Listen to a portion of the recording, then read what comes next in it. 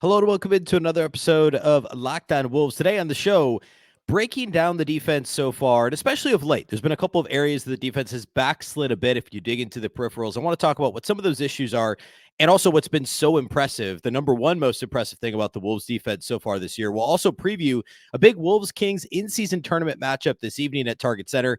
It's all upcoming on the show. Welcome in. You are Locked On Wolves. You are Locked On Timberwolves, your daily Minnesota Timberwolves podcast.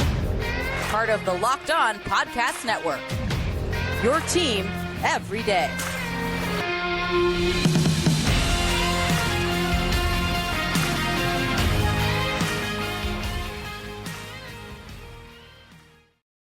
Hello and welcome to the Locked On Wolves podcast, part of the Locked On Podcast Network, your team every day. My name is Ben Beecken. I'm the host of Locked On Wolves. Today's episode is brought to you by Game Time. Download the Game Time app, create an account, and use the code LOCKEDONNBA for $20 off your first purchase. Happy Friday, everybody.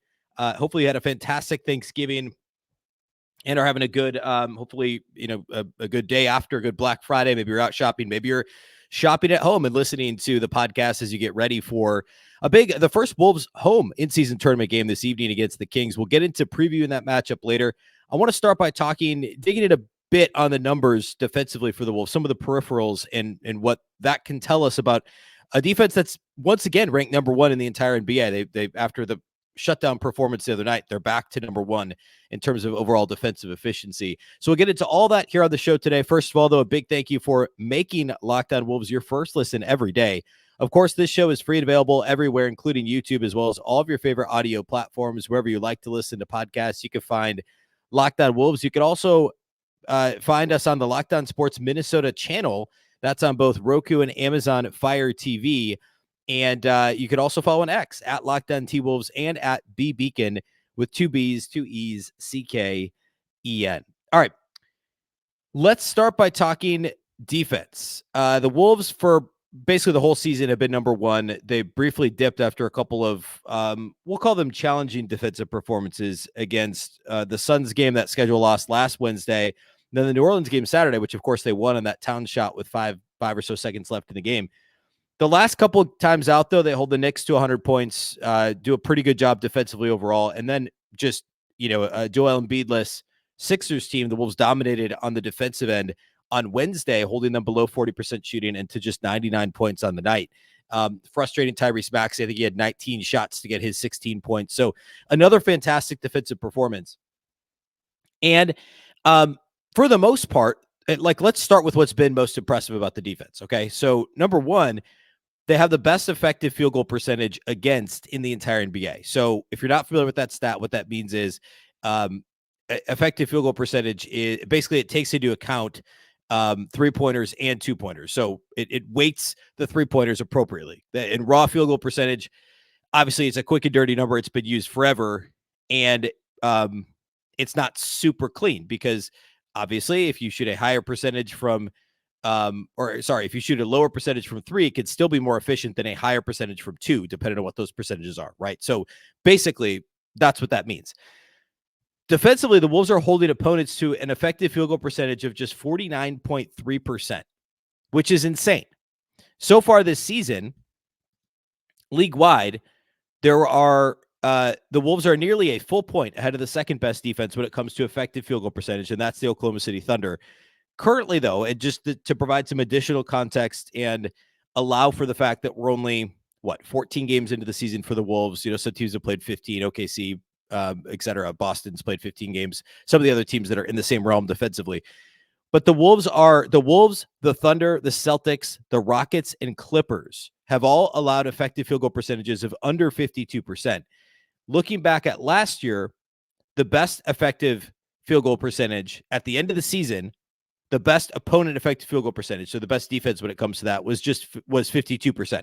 So there's 5 teams currently that have a better defensive effective field goal percentage than last year's best team.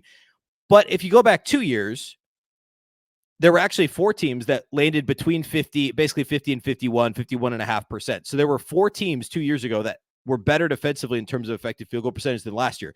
So the 49% is an outlier if you go back 3 years, but it's not crazy, right? It's only about 7/10 or so of a percentage point better than the best team from 21-22. So it's not like the flukiest number of all time. Like somebody's got to be number one, right? And that's what I always laugh at. Like if you listen to there was a national show I listened to a couple weeks ago that was talking about the Wolves opponent field goal percentage being so low and how fluky that was. We can look at the number and say, yeah, there's some randomness involved here, right? Like it's going to change. But context matters. So that's why I'm giving this additional context the last 2 years. Somebody's got to be number one in the league. So you can't look at it and be like, they're best in an opponent field goal percentage. That can't hold up. Or opponent effective field goal percentage or opponent 3-point percentage. Well, somebody's got to be number one. So that's why it's important to see what that number looks like. So 49%, maybe that's not sustainable, but 50% is doable. 51% is doable. And both of those would be top 2 or 3 in the entire league anyway. So, yeah, that number is probably going to come up a little, but it's not going to come up a lot. And there is technique involved to allowing a low opponent field goal percentage and a low opponent, specifically 3-point percentage. So right now, opponent 3-point percentages, the Wolves still have the second best opponent 3-point percentage in the league, 32.3%, which is really low, right? And obviously that feeds into the effective field goal percentage. But there's a technique involved to it. I talked about this a little bit. It was probably 2 weeks ago now, but allowing less corner threes, which the Wolves have done,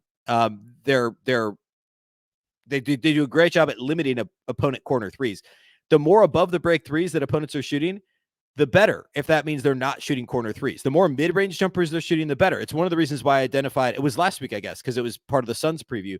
The Suns are a bad matchup for the Wolves because they love shooting mid-range jumpers, and they're really good at it. Turns out, Kevin Durant, Devin Booker, great mid-range jump shooters. When Chris Paul was there last year, same thing, right?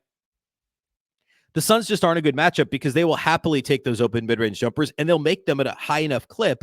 And of course, there were other factors why that was a bad matchup for the Wolves, namely the travel, the schedule, loss nature of it. But all that to say, it's pretty easy to identify some of these teams that the Wolves could struggle with based on their shot distribution.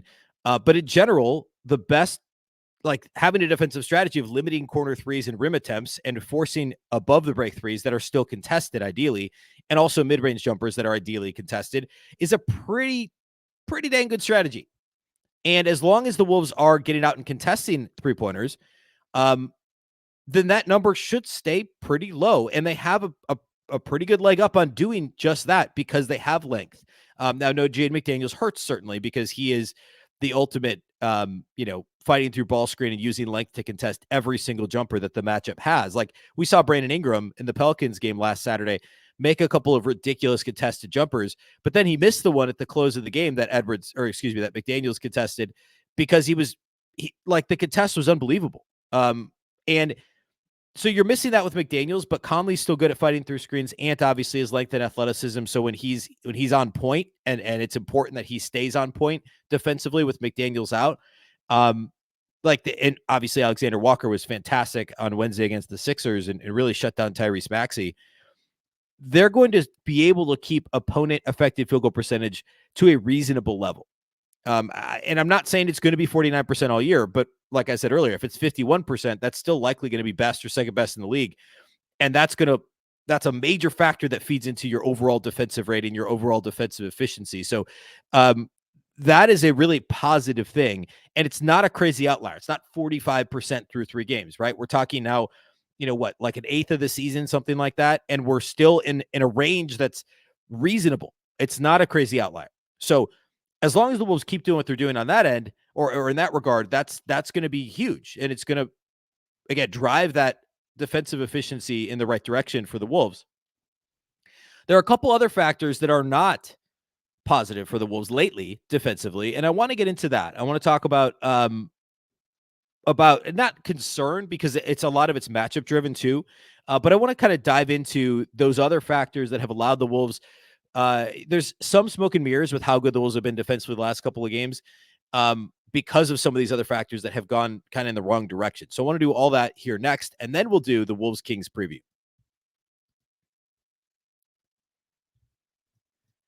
Today's episode of Locked On Wolves is brought to us by our friends at Game Time. You should not have to worry when you're buying tickets to your next big event, even if it's last minute. Game Time is the fast and easy way to buy tickets for all the sports, music, comedy, and theater events near you. With killer last-minute deals, all-in prices, views from your seat, and their best price guarantee, Game Time takes the guesswork out of buying tickets. Game Time is the only ticketing app that gives you complete peace of mind with your purchase. You can see the view from your seat before you buy, so you know exactly what to expect when you arrive. And they also have all-in prices that show your total up front, so you know you're getting a great deal without hidden fees. You can buy your tickets in seconds with 2 taps. Plus, they now have zone deals. That means you pick the section and Game Time picks the seats for an average of 18% savings. The Game Time guarantee means you'll always get the best price. If you find tickets in the same section and row for less, Game Time will credit you 110% of the difference. Take the guesswork out of buying tickets with Game Time. Download the Game Time app, create an account, and use the code LOCKEDONNBA for $20 off your first purchase. Terms apply. Again, create an account and redeem the code LOCKEDONNBA. That's LOCKEDON NBA right there on your screen. If you're watching on YouTube, you'll get that $20 off.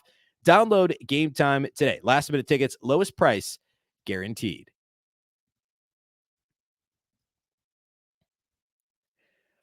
Locked On has launched the first ever national sports 24/7 streaming channel on YouTube. Locked On Sports Today is here for you 24/7, covering the top sports stories of the day with the local experts of Locked On, plus our national shows covering every league. Go to Locked On Sports Today on YouTube and subscribe to the first ever national sports 24/7 streaming channel. All right, so we've established that the Wolves have a phenomenal defensive effective field goal percentage. There's no question about it. It's league best, etc.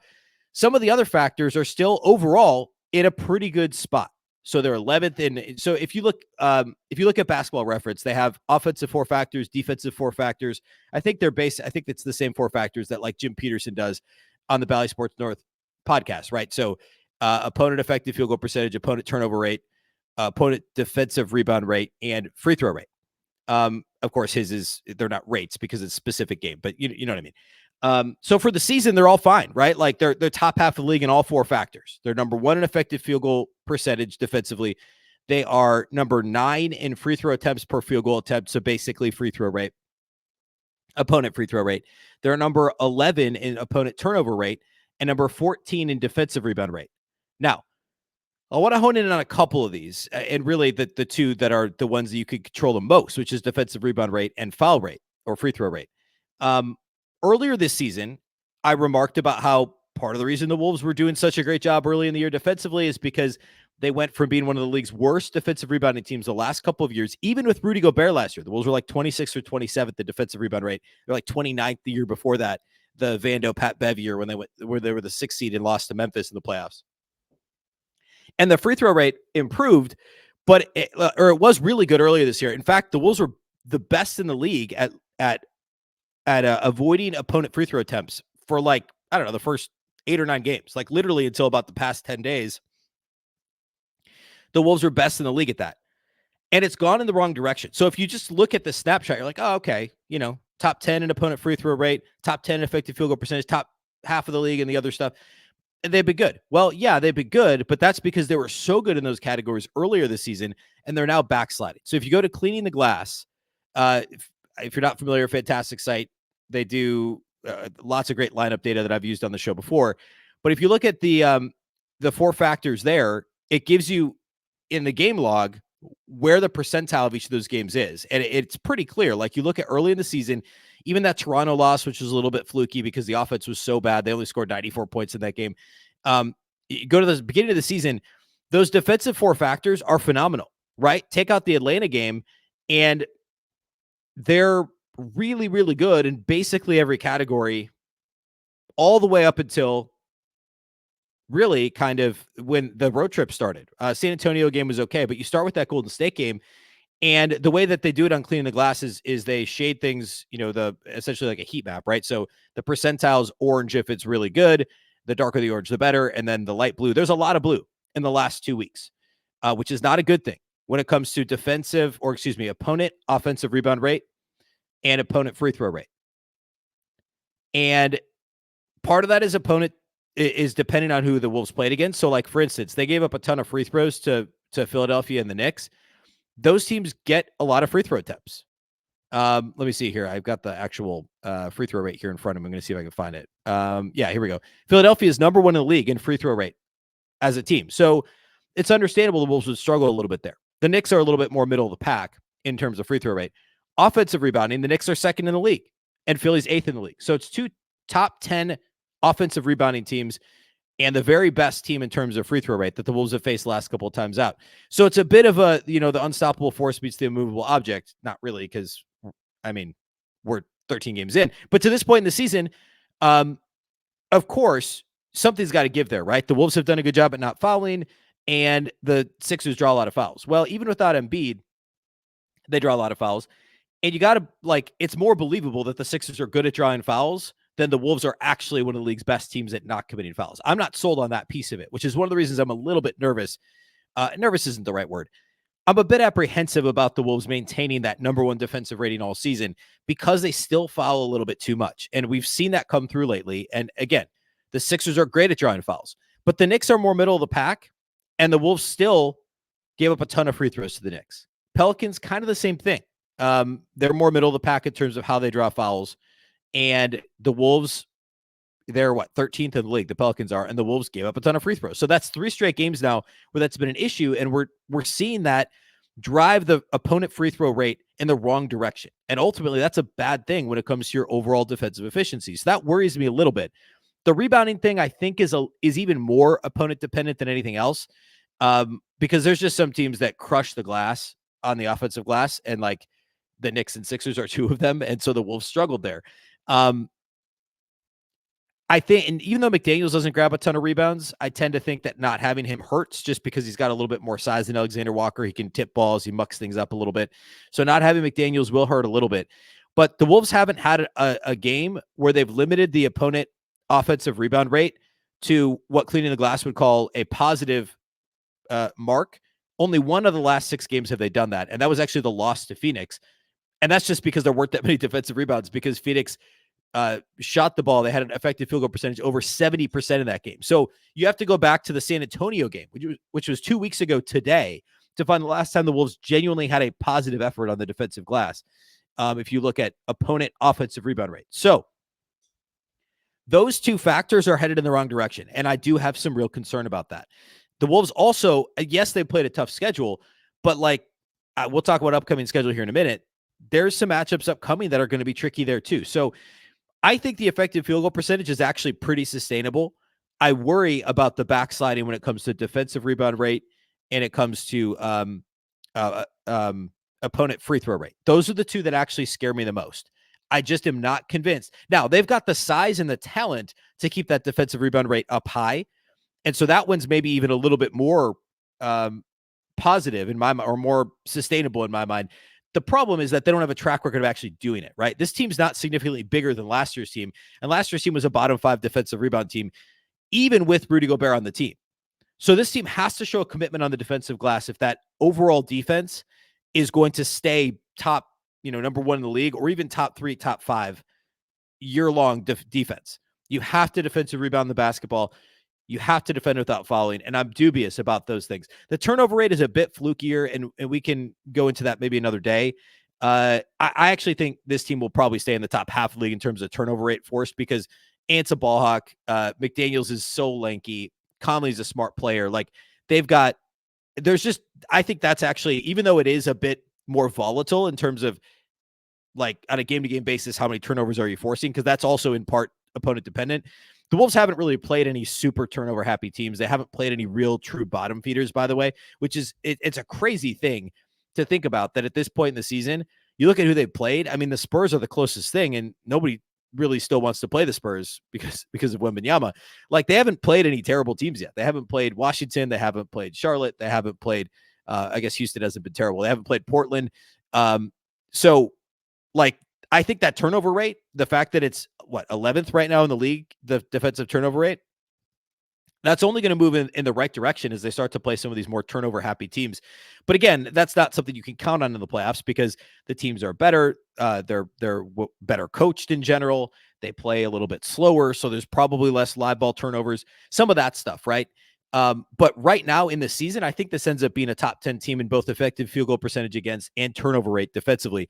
The defensive rebound rate and the defensive free throw rate, the opponent free throw rate, are the things that make me the most nervous. So we'll be tracking that because that's going to be an interesting one to follow throughout the season. All right, let's close the show here today by talking the Kings matchup, what that means for the in-season tournament, and also a quick look at the upcoming schedule. We'll We'll do all that here next. Today's episode of Locked On Wolves is brought to us by our friends at FanDuel. You can score this NFL season with FanDuel, America's #1 sportsbook. Right now, new customers get $150 in bonus bets with any winning $5 moneyline bet. That's $150 if your team wins. If you've been thinking about joining FanDuel, there's no better time to get in on the action. How about today? There's actually an NFL game for the first time ever the day after Thanksgiving this afternoon. I think it's 2 p.m. Central. I think Dolphins Jets. So I don't know. There's some money to be won there, I think. So check that out on FanDuel. Of course, there's lots of NBA action tonight too. And I think basically every team's in action tonight throughout the weekend. Of course, NFL Sunday, the last real college football, like regular season week.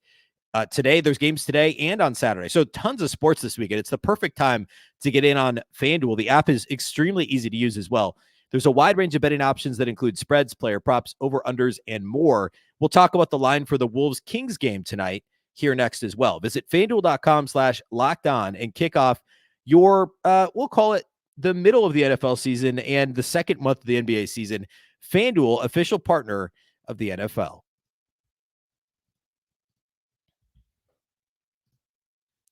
All right, let's close this thing out by talking Wolves-Kings. Let's get right into that matchup. So the line right now at FanDuel has the Timberwolves as 4-point favorites against Sacramento at home on Friday night.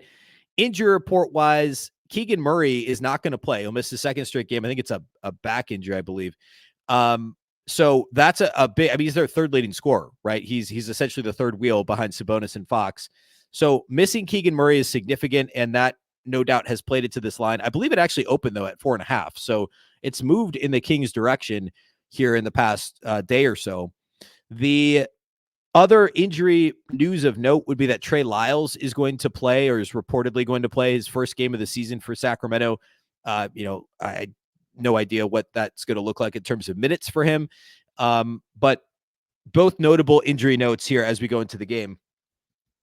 Matchup-wise, I'll throw up my 3 keys to the game if you're watching on YouTube. Defending without fouling, again, that's one that's kind of evergreen, but especially against the Kings. Right now, the Kings are 17th. Nope, excuse me. That's the wrong thing. The Kings are currently 15th in offensive rating on across the league. So very middle of the pack. They haven't shot the ball very well from anywhere, really, like 2 points, 3 points, free throw line. Like they aren't shooting the ball well so far this season. However, they get to the line a fair amount. They're 10th in offensive free throw rate. And I mean, that's something De'Aaron Fox excels at. It's something Domantas Sabonis excels at. Of course, Fox missed 5 games or so earlier this year with the injury, so he actually hasn't even played all that much. But De'Aaron Fox and Domantas Sabonis both get to the line a ton, combined nearly 14 free throw attempts per game between those two. And the Wolves have been a bit foul happy of late. They have to pay attention to that. And, no Jaden McDaniels, of course, he's one of the more foul-prone Wolves, but he's also their best perimeter defender. So pay attention to that. Don't give the Kings free points at the line, because that's right now a huge part of what is allowing their offense to be middle of the pack with how bad they've been shooting the ball from everywhere. The other thing would be closing out under control, and this is twofold. Number one, the Kings are not a good three-point shooting team, at least at this point in the season, and they shoot a ton of threes. I would put that in the same category. And then number two, if you close out not under control, you're going to lend yourself to giving up more straight line drives to the rim and then put yourself essentially behind the rotation and more likely to commit a foul, which in turn feeds into point number one, allows them to get to the free throw line more often. So closing out well and active closeouts under control. And I think for the most part, the Wolves have done that well this season. Of course, they have the league's best effective field goal percentage, as we talked about earlier. So they've done a good job, but it's imperative in this game because, again, the Kings are third in three-point attempt rate, but they're 25th in percentage. Like, Fox is shooting 9 per game, just under 9 3-pointers per game, but his percentage is only 36.7%. So a little, right around league average. But I guess Keegan Murray's not playing, but he's averaging 7 a game and shooting under 29%. Malik Monk is shooting 6 per game. He's at 39%. Kevin Huerter, 7 per game at 36%. They've got a bunch of league average shooters and a few guys that squeeze the trigger a bunch like Keegan Murray, who drag that overall number down in terms of percentage. So closing out is important because they're going to shoot a ton of threes, but close out under control, because you'd rather have them shoot a semi-contested 3 above the break than have them get you on skates, get past you if you have a sloppy closeout, mess with your defensive rotations, draw a foul, get to the line, get you into the penalty, and get a bunch of free points at the free throw line. So closing out and closing out under control is a super important thing in this game. The last thing would be getting out in transition. And the Kings are a pretty good transition team. They're middle of the pack in terms of pace, but obviously De'Aaron Fox wants to play fast. That's still a way for the Wolves to be successful offensively. And I've been saying it all season. The Wolves aren't playing fast enough for how good their defense is. And I'm nitpicking, of course. They're 11-3. I get it. But the offense could be in a much better place. Right now, the Wolves are 17th in offensive rating, and it's slowly moving in the right direction. But it could be much higher if they were just more advantageous when it came to opponent turnovers, ripping down defensive boards and heading back the other direction. All too often, the Wolves are just content to play slow. And I think it's a dangerous game when you're playing the Kings in terms of pushing the pace. But I actually think the Wolves could be a better, more efficient offense playing at a higher pace than the Kings can be. And the Kings defense hasn't been bad. It wasn't very good last year, but it's middle of the pack this year. They're a good rebounding team. And they can turn you over as well. So I think just keeping the pace moving, trying to get as many possessions as you can is generally pretty much always a good strategy. And I think it could help the Wolves in this particular matchup as well. All right. Talked a little bit about the in-season tournament. This is the first home game the Wolves have in the in-season tournament. Of course, both them and the Kings are 2-0. So the winner of this game guarantees themselves a place in the quarterfinals next week. The loser, I think, still has a chance. I guess, yeah, they would still have a chance because it just kind of depends how the rest of the week would play or next week's games play out. But to win, you're in. If you win, you're in. The quarterfinals start a week from Monday. That's December 4th in Vegas. And there are 2 days of quarterfinal games, the 4th and the 5th. The semis happen Thursday, the 7th in Vegas, the championship that Saturday, the 9th. Of course, if they don't make it, they do get a couple of games assigned to replace those quarterfinal and semifinal games that same week, the week of December 4th. The only teams that will play an extra game are the ones that advance to the championship that Saturday, December 9th. So big game in terms of in-season tournament. Excited to see the Wolves in-season tournament court because, I don't know, we've seen everybody else's. It'll be fun to see the Wolves here tonight. It has to be one of the last teams. The Wolves have to be one of the last teams to actually have a home in-season tournament game.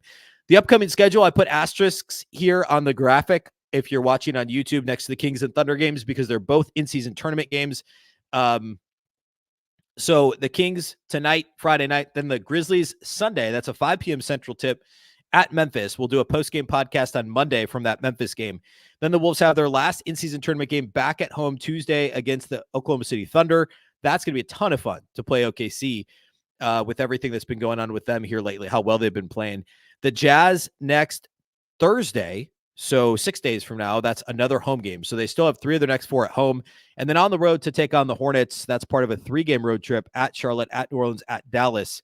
Well, I take that back. At Charlotte is the second, and then you've got that week in between with the in-season tournament games. So there'll be a couple more games in there before they head back out on the road to take on the Pelicans and Mavs in mid-December. So the schedule actually lightens up a little bit here. These are, of course, all winnable games. They're actually all games the Wolves should be favored in, all 5 of these games. Now, that shouldn't be a surprise anymore because they're, 11-3. But they'll be favored in every single one of the games upcoming. Be a ton of fun to see what happens here at the in-season tournament. And obviously, it'd be great to see them go to Vegas. So, so big game tonight. There will be a live postcast this evening over at the Locked On Sports Minnesota YouTube channel, hosted by Luke Inman. I think Tyler Metcalf will be the guest there on the show. So go check that out. And we'll do my next show will be Monday. It'll be the post-game pod. We'll talk about the Memphis game Sunday. Anything significant that happens against the Kings here tonight, we'll talk about as well on Monday's show.